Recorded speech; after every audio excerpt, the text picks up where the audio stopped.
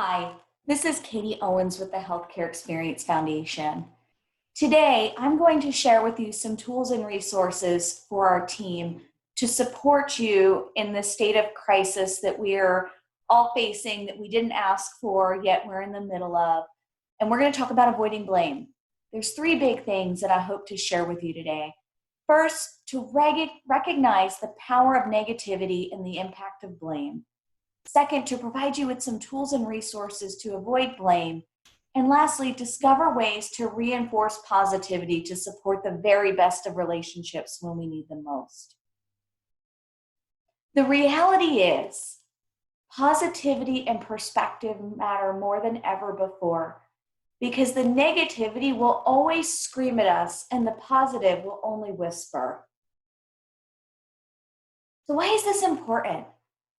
Placing blame or fault truly jeopardizes the very relationships that we count on the most in crisis. Blame, negativity activates our defense mechanisms, and we do and say a whole lot without realizing our impact on others, that wake we leave behind. So I could ask this question really any day of the week, any day over the last several years, but I'm willing to bet that these phrases have creeped into your vocabulary at an increasing pace since the emergence of COVID-19 and this pandemic. I can't help you now. My patients are more important. This whole thing is so-and-so's fault. So-and-so is the one that really caused this problem. Making jokes at others' expenses, using phrases that carry a heavy weight of intimidation, like we're all gonna get this, or your family better watch out. Or those absolutes like this always or never happens. Pointing out somebody else's failure to make yourself look better or to make them look bad. Or rehashing the past, this is just like when this happened. Unkind facial expressions, and I know I don't need to explain that because we all know what those look like. And speculating with negative intent or dwelling with negativity. These things add up to death by 1,000 nicks.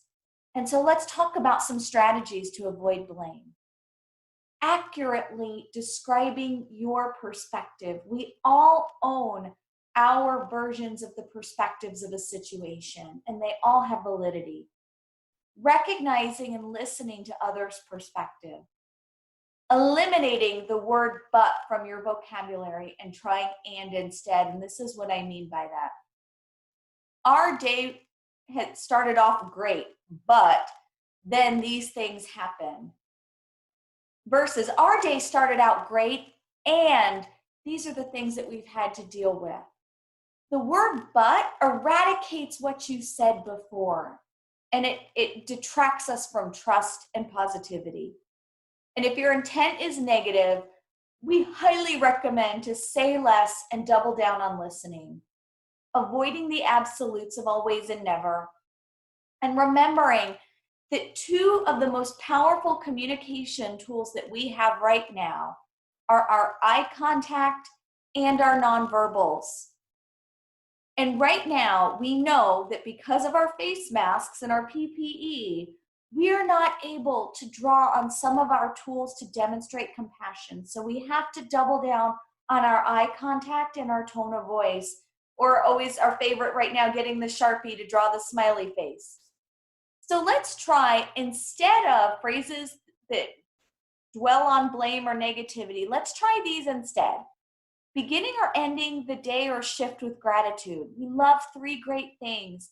Even if as you're washing your hands, say a prayer or say something that you're grateful of in your head. Taking responsibility for your own behavior and not dwelling on mistakes. You don't have to look far to find mistakes right now because of the unprecedented severity of this situation. Spend time with positive people. Give compliments. Find ways to say things that you appreciate or that you find valuable in your colleagues in those recognitions. Read inspirational sayings. We love the stop approach where you just, when you find yourself spiraling, just say it out loud or say it in your head. Stop. It just can reset your mind frame. Work towards goals, even though they might be small or change by the hour. What's something you want to accomplish in this hour?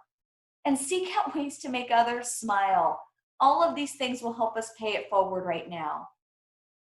The avoiding blame does not mean your needs are unimportant right now, or that you cannot or should not feel anger, disappointment, loss, or frustration. Doesn't mean that you cannot advocate for yourself, your team, your patients, or your family, that you have to stay silent, or that you've lost choices to say yes or no. What this does mean is that you have power over yourself and a productive mindset to be solution oriented and build relationships in one of the most stressful situations we have ever faced. So some tips for regulating responses: ask questions to uncover, tell me more, help me understand, why do you say that? Never make accusations. Let's make that a non-negotiable right now. Buy yourself time through silence, listening, writing things down, paraphrasing, and confirming your understanding. Let's add a degree of self-awareness and ownership of our tone of voice and body language.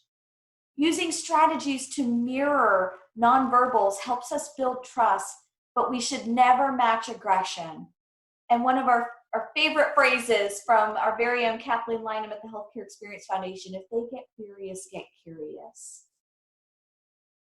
And so to close out our conversation on blame today, we wanted to share a quote with you. As painful as it may be, a significant emotional event can be the catalyst for choosing a direction that serves us and those around us more effectively.